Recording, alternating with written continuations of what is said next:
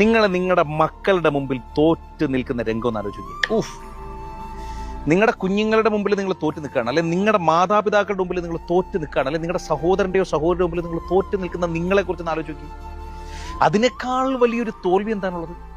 കാരണം നിങ്ങളുടെ കുഞ്ഞുങ്ങൾ സ്വാഭാവികമായി നിങ്ങൾ എന്താണ് എന്നത് കണ്ടാണ് അവർ വളരുക.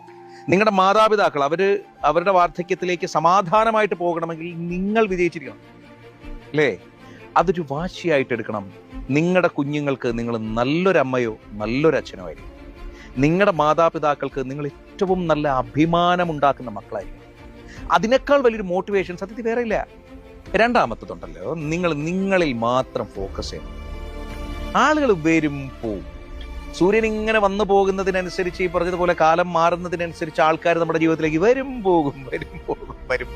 നിങ്ങളുടെ പ്രായം ഒരു 20 കഴിഞ്ഞ് 25 പോയി, അവിടെ നിന്ന് പിന്നെ 30 പോയി, പിന്നെ അവിടെ നിന്ന് 35 പോയി, 40, 45 എത്തുമ്പോൾ